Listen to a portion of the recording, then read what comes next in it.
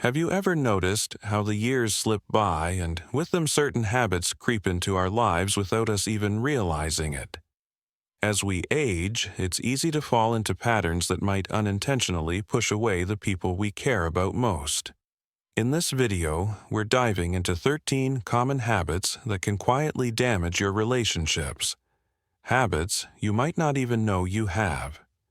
From constant complaining to giving unsolicited advice, these behaviors can create distance even with those who love you deeply.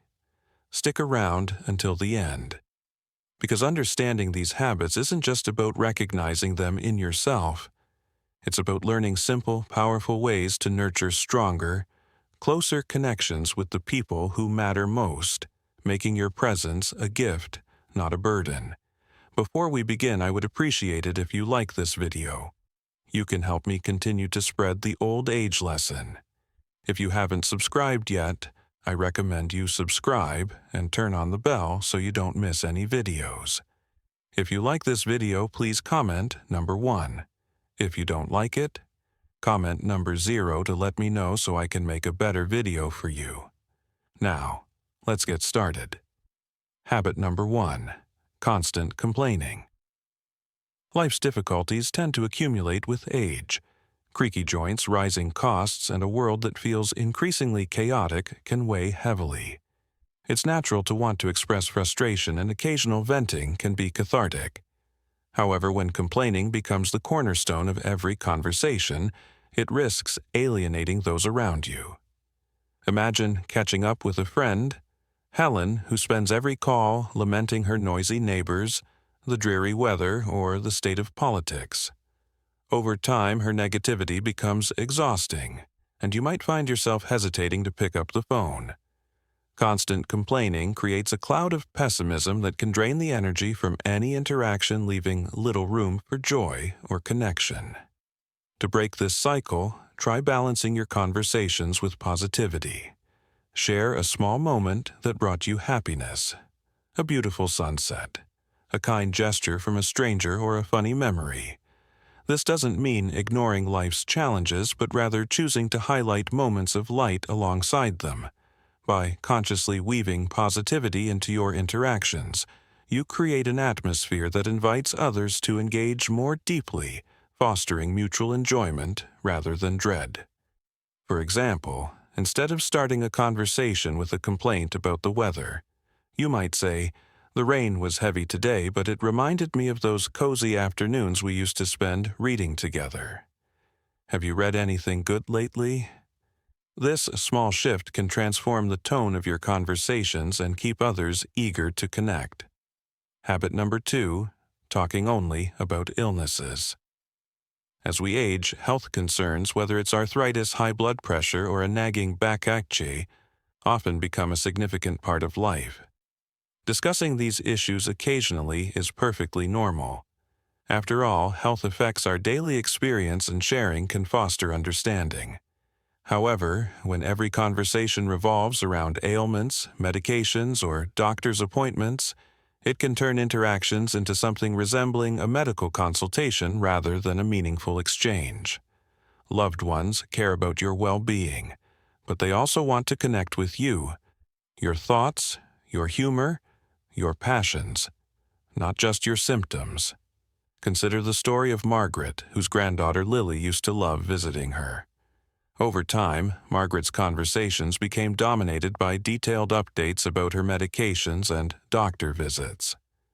Gradually, Lily's visits dwindled to holidays, only not because she loved her grandmother less, but because the interactions felt heavy and one-sided. To avoid this, strive to diversify your conversations.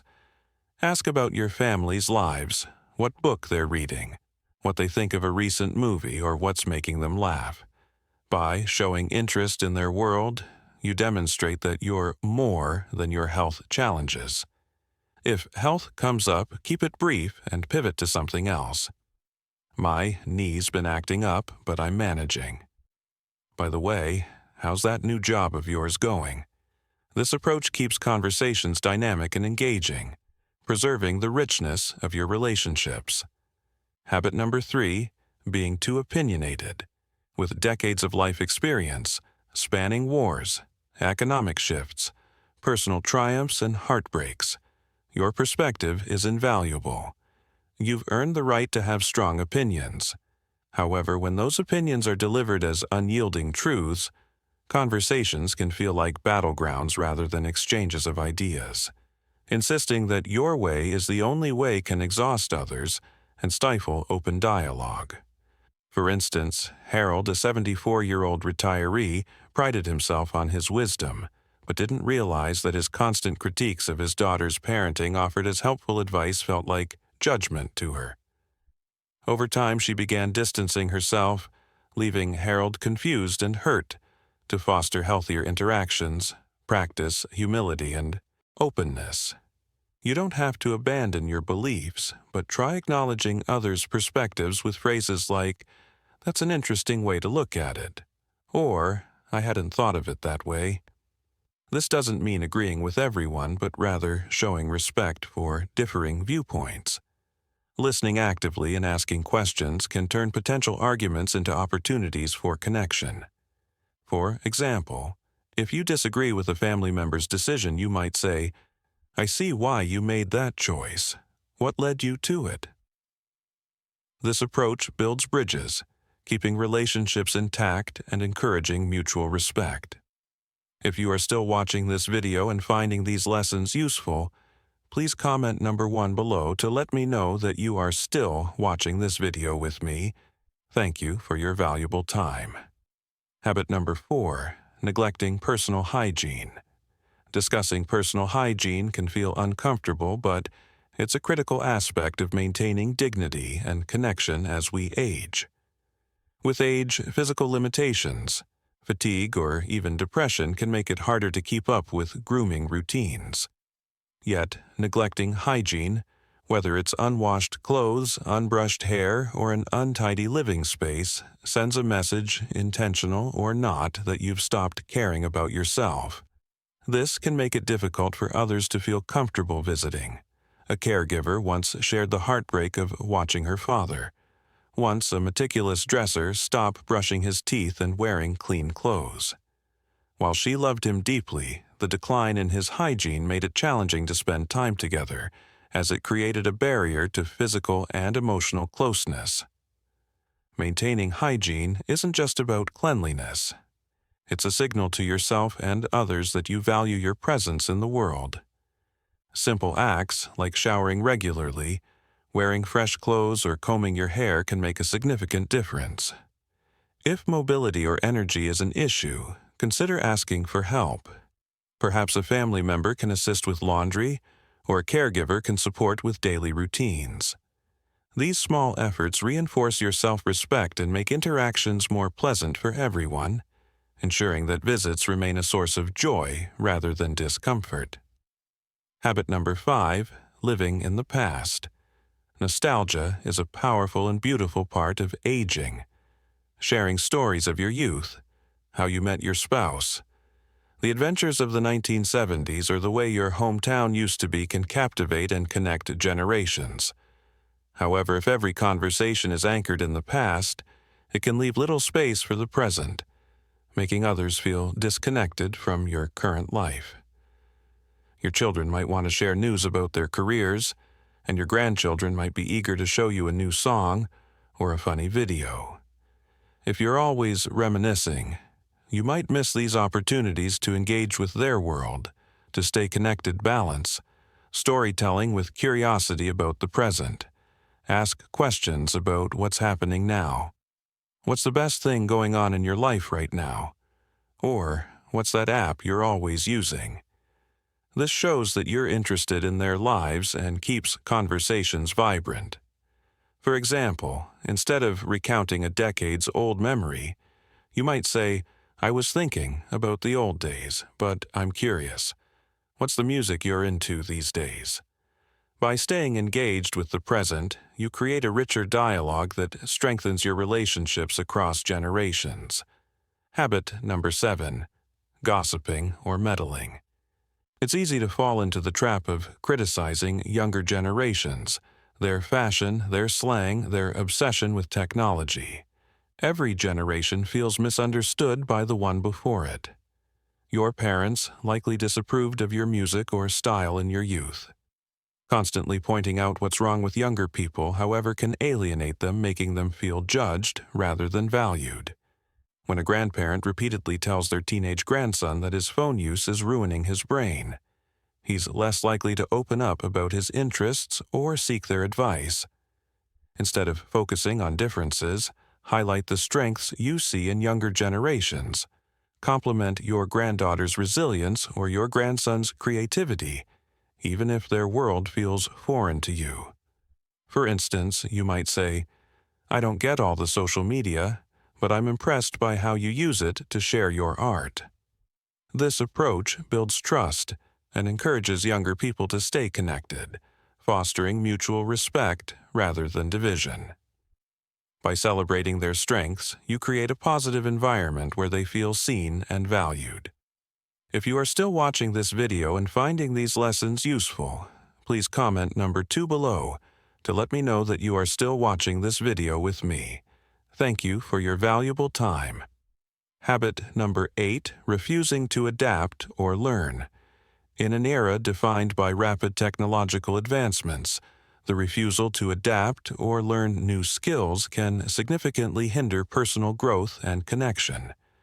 The modern world is saturated with innovations, smartphones, online banking, QR codes, and countless apps that can initially seem daunting, especially for older generations.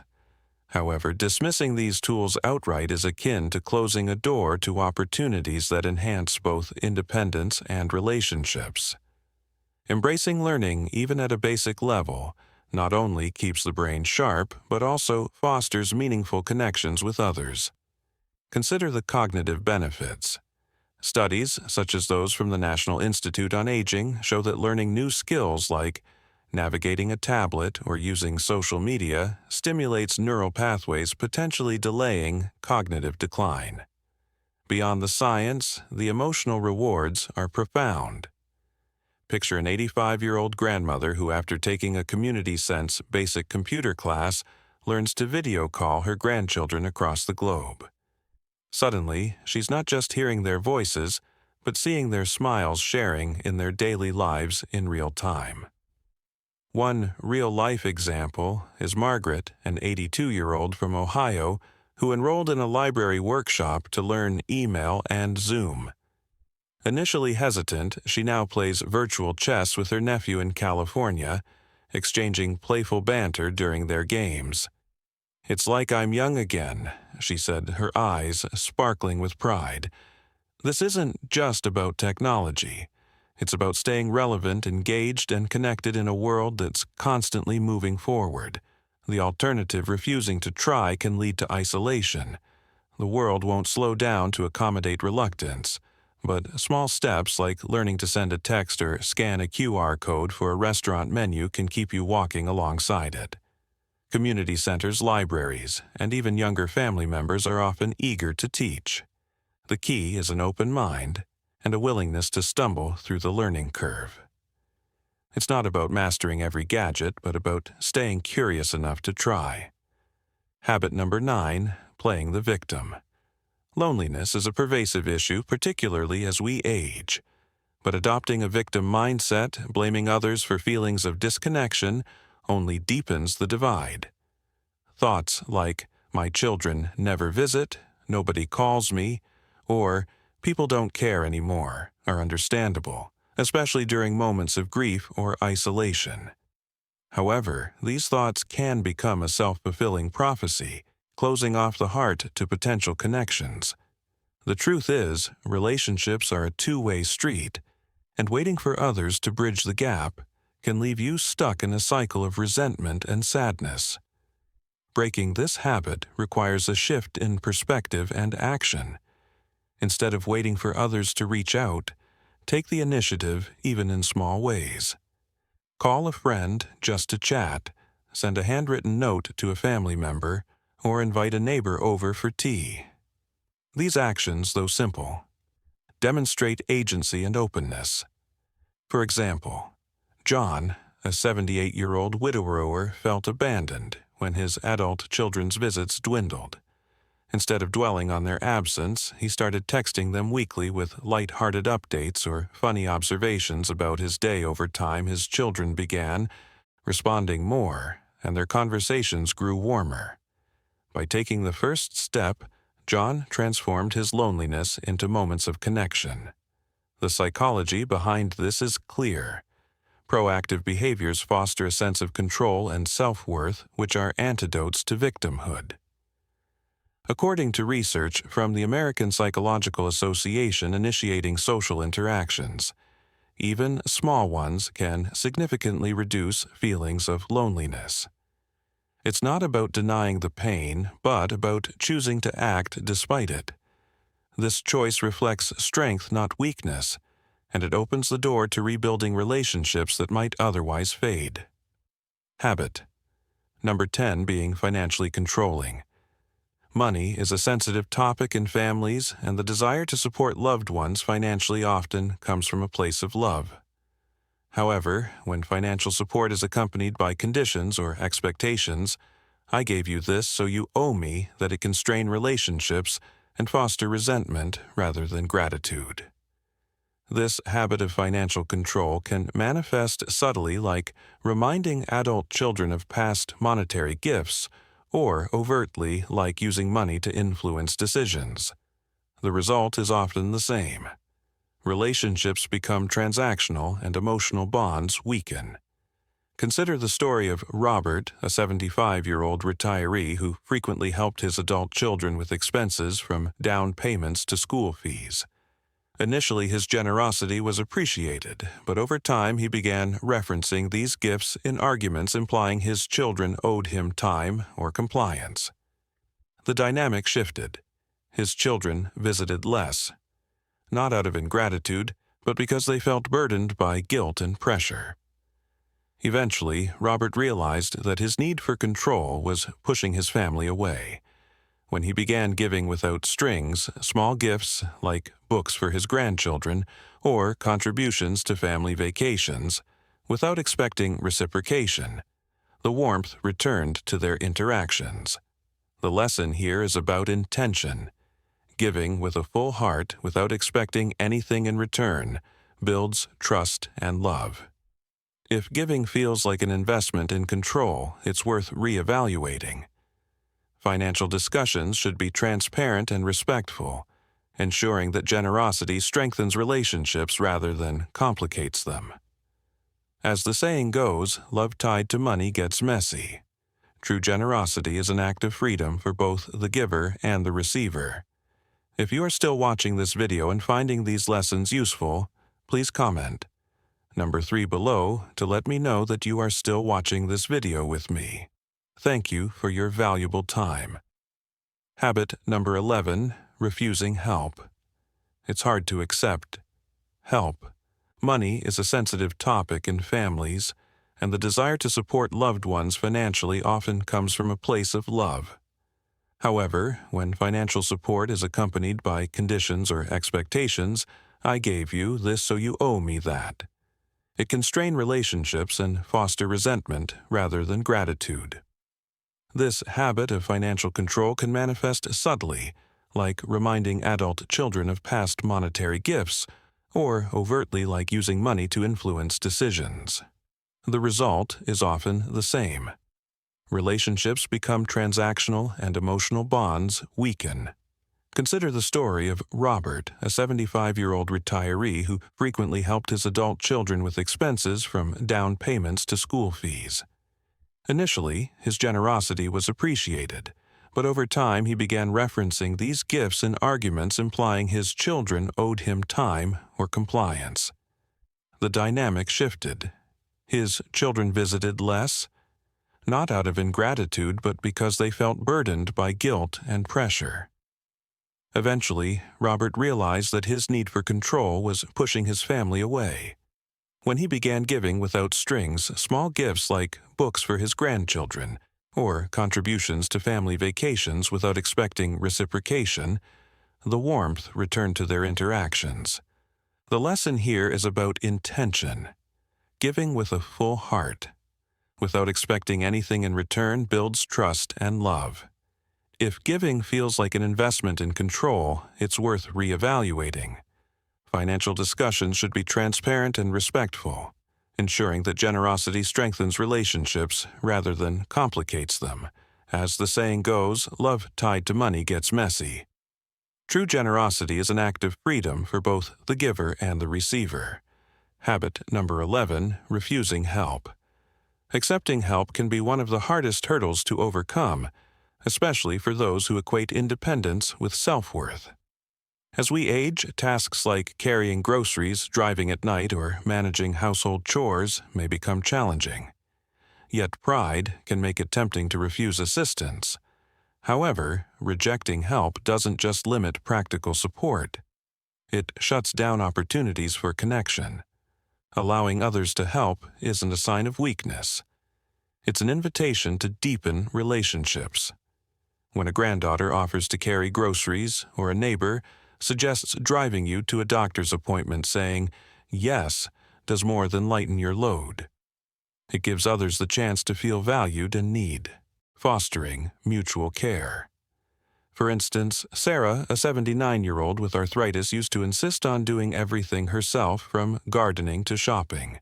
When she finally let her teenage grandson help with yard work, their time together became a cherished ritual filled with stories and laughter. Sarah realized that accepting help didn't diminish her independence.